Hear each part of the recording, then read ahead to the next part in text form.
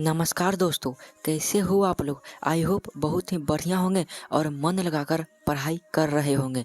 जैसा कि आप जानते हैं कि 18 फरवरी का आप सभी लोगों का मैथ का पेपर है मेरे भाई। अगर आप सोच रहे हैं कि मैथ में मैं 50 में 50 ऑब्जेक्टिव सही कर दूं, तो इस वीडियो को पूरा देखिए, क्योंकि इस वीडियो में मैथ का मोस्ट इम्पोर्टेंट ऑब्जेक्टिव प्रश्न बताने वाला हूं, जो कि आपके बोर्ड एग्जाम के लिए बहुत बहुत ज़्यादा इंपॉर्टेंट है मेरे भाई। तो चलिए वीडियो की शुरुआत करते हैं और मैं पूरी तरह से सभी प्रश्नों को समझा दूंगा, जिससे आपका एक भी प्रश्न ना छूटे और अच्छी तरीके से आप बना दें। ठीक ना मेरे भाई। तो हम पहले प्रश्न को पढ़ते हैं। उससे पहले अगर आप हमारे चैनल पर नए हो तो चैनल को जरूर सब्सक्राइब कर लेना, और वीडियो अच्छा लगे मेरे भाई तो एक लाइक कर देना। ठीक ना। पहला प्रश्न पढ़ा, यहाँ पे क्या करा, माध्यक का 3 गुना और माध्य का 2 गुना अंतर बराबर होता है। यानी माध्यक का 3 गुना और माध्य का 2 गुना अंतर बराबर होता है। तो तुम एक फार्मूला जानते हो कि बहुलक बराबर, फार्मूला आप लोग जानते होंगे मेरे भाई, बहुलक बराबर 2 माध्य का 2 गुने माध्य का घटाओ, सॉरी 3 गुने माध्य का होगा मेरे भाई, 3 गुने माध्य का घटाओ 2 माध्य माइनस माध्य का घटाओ 2 माध्य होता है। यानी किसके बराबर, 3 माध्य का माइनस 2 माध्य, यानी बहुलक एमओ बराबर 2me माइनस एम। ठीक होता है। इसको इंग्लिश में बोलें तो मेरे भाई 2me माइनस 2m होगा। ठीक ना। एमओ बराबर होता है। तो यह फार्मूला किसका है, तो बहुलक का है। तो ऑप्शन नंबर सी में बहुलक है, तो इसका सही आंसर सी हो जाएगा। ठीक ना। और इस फार्मूले पर आपसे क्वेश्चन पूछ देगा और बनाना आपको आ जाना चाहिए। ठीक ना। और बिल्कुल आसान है। ठीक है मेरे भाई। अगला प्रश्न को पढ़िए, क्या करा कि एक घड़ी के मिनट वाली सुई द्वारा 1 मिनट में बनाया गया कोण क्या होता है। जैसे तुम मान लो यहाँ पे एक घड़ी है, ठीक है, तो ये घड़ी अगर एक चक्कर लगाती ना है तो कुल कितने डिग्री का कोण बनाती है, 360 डिग्री का। तो कितने मिनट में, तो मेरे पास 60 मिनट में 360 डिग्री का बनाती है। तो पर मिनट का निकालना है, तो 360 में अगर हम 60 से भागा दे देंगे तो मेरे पास 6 डिग्री का कोण बनाती है 1 मिनट में। तो ये राइट आंसर डी हो जाएगा। 1 मिनट में 6 डिग्री का कोण बनाती है। दूसरा नंबर क्वेश्चन का राइट आंसर डी हो जाएगा। ठीक है। अगला प्रश्न को पढ़िए मेरे भाई। करा कि तीसरा नंबर क्वेश्चन क्या रहा कि आधार की त्रिज्या r तथा ऊंचाई h वाले लंब वृत्तीय बेलन का आयतन क्या होता है। तो बेलन का आयतन मेरे भाई पाई आर स्क्वायर एच होता है। पाई आर स्क्वायर एच घन इकाई होता है। देखो 1/3 पाई स्क्वायर जो होता ना है वह शंकु का आयतन होता है, याद कर लेना। ठीक ना। अगला क्वेश्चन पढ़ो मेरे भाई। क्या करा, बिंदु -6,10 का कोटि का मान क्या होगा। तो मोस्ट इंपॉर्टेंट क्वेश्चन है मेरे भाई, इसे रट्टा मार लो। देखो कोटि का मान पूछे या भुज का मान पूछे, मैं इस वीडियो से आपका क्लियर कर देता हूँ।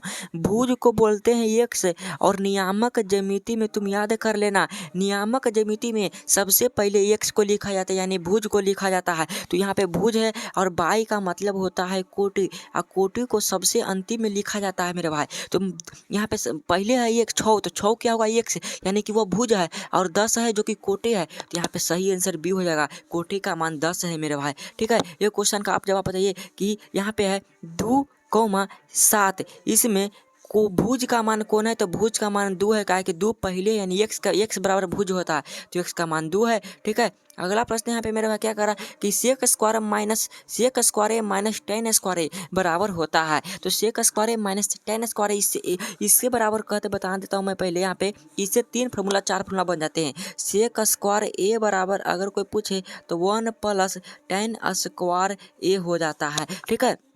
अगर यहाँ पे आपसे टेन बराबर कोई पूछ दे, टेन स्क्वायर ए बराबर पूछ दे मेरे भाई, तो सेक स्क्वायर -1 हो जाएगा। ठीक है ना। क्या कि माइनस है तो माइनस ऊपर प्लस में आएगा, एक ही पट्टी आ जाएगा, तो सेक स्क्वायर -1 हो जाएगा मेरे भाई।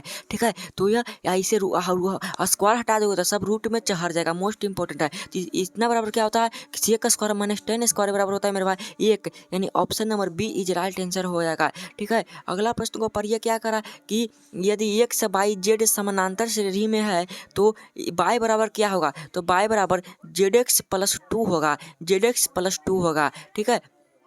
अगला प्रश्न यहाँ पे क्या करा कि 7 नंबर क्वेश्चन है मेरे भाई कि साइन ए गुने कोस 1 बराबर होता है। तो ये किसके बराबर होता है, 1 के बराबर होता है। अगर आपको नहीं पता तो देखो मैं इसे सीधे कर देता हूँ। साइन का फॉर्मूला आप जानते हैं, लंब बटे कर्ण गुने कोस का फॉर्मूला कर्ण बटे लंब। ए से खत्म, के से के खत्म, बच गया ए, यानी कि इसका एक आंसर सही हो जाएगा। ठीक है ना। अगला क्वेश्चन 8 नंबर का रहा कि अर्धवृत्त का कोण होता है। अर्धवृत्त का कोण होता है, तो अर्धवृत्त जो होता है मेरे भाई, अर्धवृत्त तो उसका कोण कितने डिग्री का होता है, तो कुल 80-90 डिग्री का होता है। ठीक है, सी आंसर सही हो जाएगा।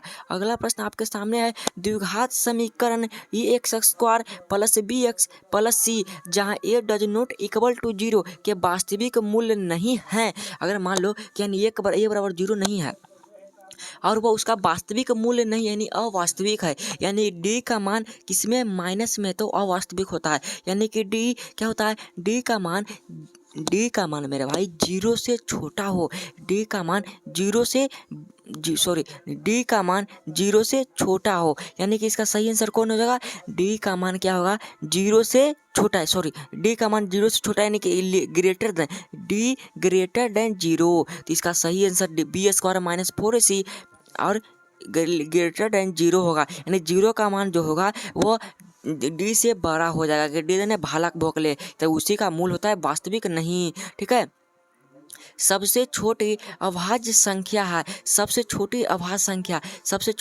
संख्या 2 होती है और सहअभाज्य संख्या भी 2 होती है। तो सबसे छोटी अभाज्य संख्या भी 2 और सहअभाज्य भी 2 होता है। निम्नलिखित में कौन परिमेय संख्या है, कौन है जो परिमेय है, तो 4 + √3 यह एक अपरिमेय संख्या है, तो यह परिमेय नहीं होगा। √7 भी अपरिमेय है और √8 भी अपरिमेय है, लेकिन √5 से √5 कैंसिल, बच गया 6 जो कि क्या है मेरे भाई, परिमेय संख्या है। तो इसका सही आंसर डी हो जाएगा। ठीक है, अगला प्रश्न को पढ़ो, द्विघात बहुपद x square plus 12x plus 35 के शून्यक हैं। X square plus 12x plus 35 के शून्यक क्या है, दोनों धनात्मक है, दोनों ऋणात्मक है या दोनों बराबर है, यानी एक धनात्मक या दूसरा ऋणात्मक। तो इसका मूल निकाल दो पहले, तो एक्स स्क्वायर को एक्स स्क्वायर लिखेंगे, गुना कला पर 35, जोड़ा का 12, तो 7x प्लस 5x यानी कि 35 आ जाएगा, प्लस 35। ठीक है, तो एक से कॉमन लेंगे तो एक से प्लस 7, गुणनखंड विधि बिल्कुल आसान विधि होता है। अब 5 ले लेंगे तो एक से प्लस 7 हो जाएगा, तो x प्लस 7 एक जगह, तो x प्लस 7 है एक जगह हो जाएगा, और x माइनस x प्लस 5 है जो एक जगह, यानी कि x बराबर, अगर x प्लस 7 बराबर 0 करेंगे तो x का मान भी 7 और इसका मान भी -5, यानी दोनों ऋणात्मक हो जाएंगे। तो इसका सही आंसर बी होगा मेरे भाई। ठीक है, मोस्ट इंपॉर्टेंट क्वेश्चन है।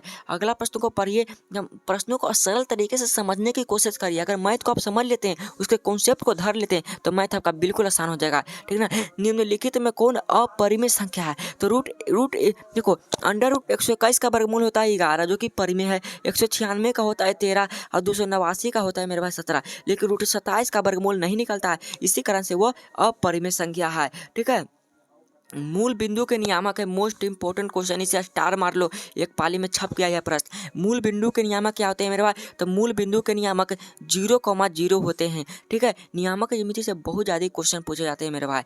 तो 15 नंबर क्वेश्चन यहाँ पे क्या करा कि अर्धगोले का संपूर्ण पृष्ठीय क्षेत्रफल है, तो अर्धगोला ना है कह रहा है, तो यहाँ पे अर्धगोला यह है। ठीक है, अगर अर्धगोला है तो इसका पहले तो परिमिति निकालो तो उसका क्षेत्रफल निकल सकता है। तो देखो अर्धगोला का यह परिमाप हो जाएगा ना, तो परिमाप क्या होता है, तो अर्धगोला पर r × π+2 होता है, तो क्या लेकिन हमको क्या पूछ रहा है, क्षेत्रफल पूछ रहा है ना मेरे भाई। तो इसका अर्धवृत्त का क्षेत्रफल क्या होता है, तो अर्धवृत्त का क्षेत्रफल होता है मेरे भाई 1/2 πr², लेकिन यहाँ पे संपूर्ण पृष्ठीय क्षेत्रफल पूछ रहा है तो 2 πr² हो जाएगा। ठीक है, अगला प्रश्न को पढ़िए, यहाँ पे क्या करा कि एक गोले की त्रिज्या 7 सेंटीमीटर है, तो इसका आयतन क्या होगा, तो 4/3 πr³ पर अगर फॉर्मूला बैठा देंगे ना तो 7 का क्यों हो जाएगा 343, अब बटा में 3 हो रहबे करेगा, तो इसका सही आंसर डी हो जाएगा। ठीक है, अगला प्रश्न यहाँ पे क्या करा 3, 5, 2, 5, 7, 8,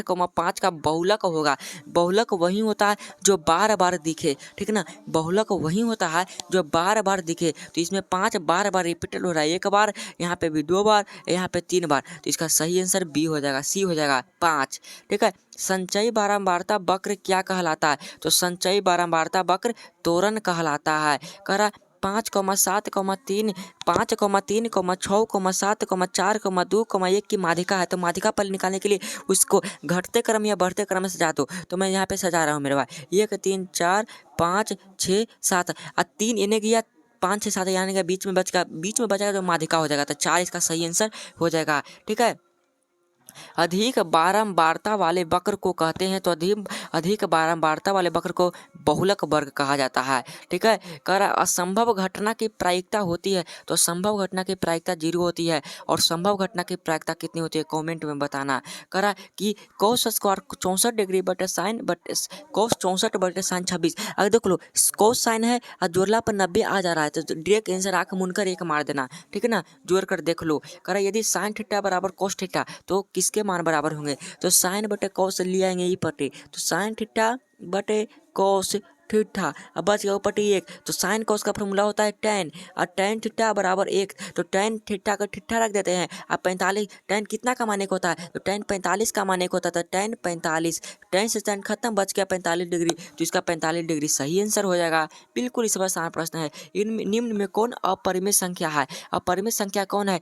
24 नंबर क्वेश्चन का जवाब आप बताना मेरे भाई, कमेंट में आपके कमेंट का जा रहेगा। ठीक है। लास्ट क्वेश्चन 25 नंबर क्वेश्चन का लसा ये भी एक बी होगा, तो मेरे भाई इसका सही आंसर हो जाएगा यहाँ पे। ठीक है, ये आंसर सही हो जाएगा। मेरे अंदाज से देख लेना, ये क्वेश्चन पे मुझे कुछ थोड़ा डाउट है। ठीक ना, ये सी तो मैंने लगभग 25 प्रश्न करा दिए और बाकी के और भी प्रश्न मैं अगले वीडियो में करा दूंगा मेरे भाई, चिंता मत करिएगा। मैं गारंटी कर रहा हूँ 50 में 50 ऑब्जेक्टिव आपका ही सही होगा।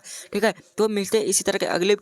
अगर आपको वीडियो अच्छा लगा होगा मेरा भाई तो जरूर लाइक कर देना, चैनल पे हो नए हो तो चैनल को सब्सक्राइब कर लो, अपने दोस्तों के पास भी शेयर कर देना और दोनों पालियों में यह प्रश्न पूछे जाएंगे। जय हिंद, वंदे मातरम।